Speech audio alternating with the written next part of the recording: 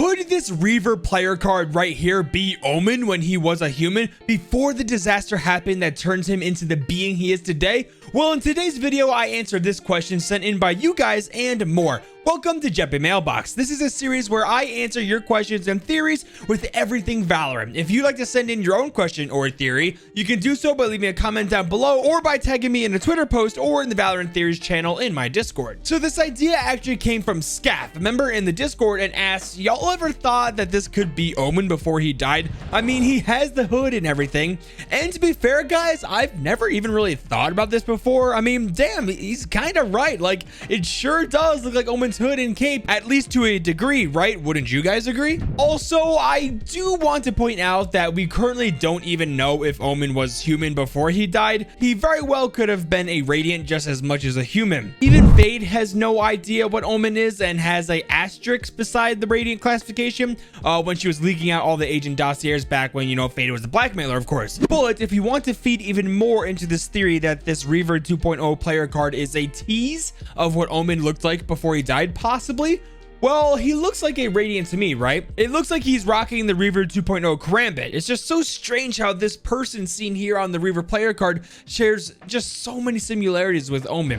Let's throw them up on the screen together. And again, the hood and cape are decently similar. The pants are relatively close and end right at the knee with the long boots, just like Omen as well. We could totally be wrong here, guys, but the similarities are just too great not to notice. Perhaps this person here in the player card is like a tribe or organization that we currently don't know about in Valorant, kind of like Realm, for example. Maybe Omen was a part of this organization before he died. The only reason why I say this is because in the first Reaver collection bundle, there's a player card that shows a sort of ritual happening with other members of the organization, or cult, if you will, joining in on the ritual. How cool would it be if this person laying on the table right here was Omen, and this is his initiation into the cult looking organization thing? Again, guys, this is totally just speculation, and these player cards could hold absolutely no value to the story or lore of Valorant, but it's just really cool to think about.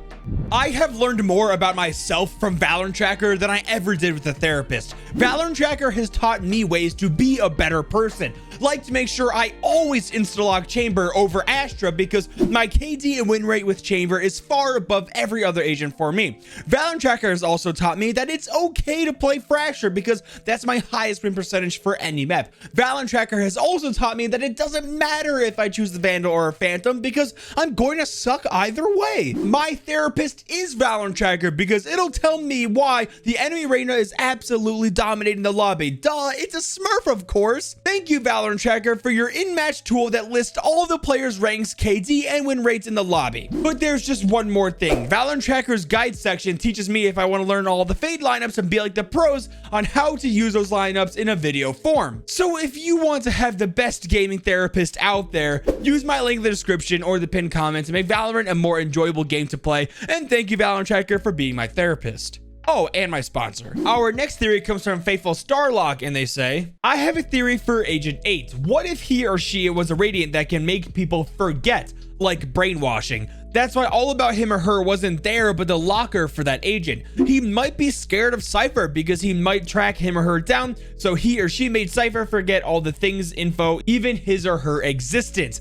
And another theory is that he or she might return when a big event in Valorant happens, and he or she had no choice but to reveal himself again in order to save the world or something. Okay, so this is a pretty interesting idea on how to explain what happened to Agent 8 and why literally no one ever talks about Agent 8 in any voice line or any cinematic. The only real evidence that Agent 8 ever existed on the protocol is, well, first of all, the list of agents goes straight from 7 to 9 and totally skips 8. And if we look back at the warm-up cinematic when Phoenix is going to his locker, you know, before he's about to banter with KO, the facial recognition screen is removed and the number 8 is scratched off the locker, which was presumably Agent 8's locker when they were on the protocol. So with this theory, it explains that Agent 8 is a Radiant with memory wiping abilities.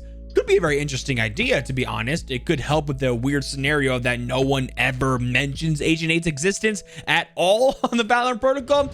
The only thing that can like counter this theory though is that if I were Brim or any other agent on the VP, for example, I would still be wondering why the Valorant protocol just forgot to have an agent assigned to the number 8. Now, I don't think the Valorant protocol is dumb and just forgot how to count. So there has to be a reason why no one ever talks about Agent 8. Maybe they left on bad terms or something. Who knows? I do have a really good video talking all about Agent 8 and all the ideas and theories that could have happened to Agent 8. I'll link that at the top of the screen. But what do you guys think happened to this agent? Did they die or did something else happen? Let me know in the comments below. Our next question comes from Rafi A, and they say, "Hi Jeppy, I had a lore question. So as we know, all the Valorant protocol / Legion have code names. For example, Viper's real name is Sabine, etc. But what about Reyna? So a common theory is that she's from a different reality in which her powers came forth and that she might not be a Radiant. But is her real name Reyna or is that just her code name? I'd love an answer to this question. Thanks." All right, so this is pretty interesting. I have heard this theory before that perhaps Reyna came from an alternate reality as well. Kind of like how KO came from a Radiant Wars timeline and it came over to Alpha Earth, our Earth, via, you know, the teleporter on Breeze. I personally haven't looked too much in depth with this theory, if I'm being honest. I think I brought it up a little bit in my Reyna agent lore video. It's based off a few voice lines where she talks about how she has to get back to her city. My city needs me. I can't be away for long. Let's end this quickly. But I think this is actually talking about the sanctuary she has for Radiance, you know, the thing that Fade leaked out in the dossiers, more than a city in an alternate timeline. Also, another voice line people on board with this theory say how Reyna talks about how specifically this world has hurt her. As much as this world hurt me, it's mine, and I will kill to defend it. Some people believe it's odd how she refers to it as this world, which may sound like she has visited multiple worlds, or like the theory goes, she is from another world. It could be, but I think she's just trying to say she'll defend Earth from Omega Earth attacks. What do you guys think? But as far as the part, Rafi, where you asked about the code names like Sabine and if Reyna's real name is actually Reyna, well, Sabine is just Viper's real name while Viper is her code name. Just like how Ziana Mondragon, I'm sorry if I butchered that name, I most certainly did, is Reyna's actual real name. All right, moving on to another question from Olo the Fast Loris. Oh my god, that's an epic username. And they say, "Concept, I've already commented this on one of your other videos, but I was thinking that maybe instead of making another map or an extra agent, there could be a huge update. I wanted this to come instead of the Pearl map for the new episode, where all of the current agents would have a passive. Other class-based shooters like Rogue Company have this feature, so I would like to see this in Valorant too. What I mean by this is every agent has a 5th ability, which would not have to be bought, activated, or anything like that. It would just be activated the whole rounds for every round. Jet and Phoenix already have this kind of thing.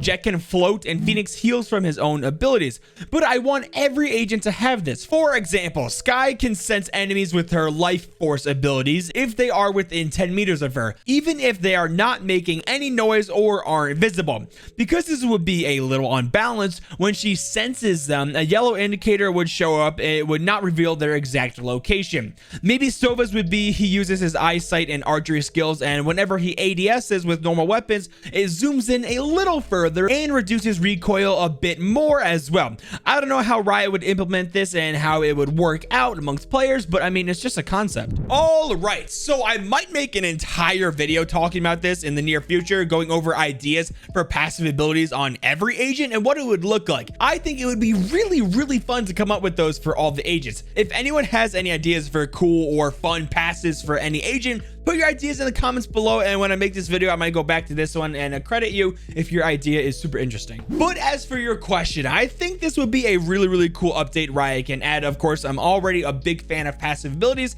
as they give a little more uniqueness to each agent, even with other agents in their same class. Like you said, Jet can slowly descend from an elevated position to a lower one, and Phoenix can heal himself with his Molly and Wall. Although I'm really not sure Phoenix is classifies as a passive though, technically. I mean, it might just be something that his Molly and Wall does, which means it's technically not a passive. I don't know. Do you guys think it's a passive, or do you just think it's something his Molly and Wall does? Like, Jet doesn't have to use any of her abilities to gain that passive of slowly falling down to the ground. I think that's a better example of a passive more than Phoenix's. Now, as for Skye's passive you suggested, it's pretty cool. Very strong though, because you can simply just gain free information all the time with Skye. you wouldn't really have to use your dog or get info for a flash anymore, which burns credits, you know, when you have to buy them to use it to get any more info.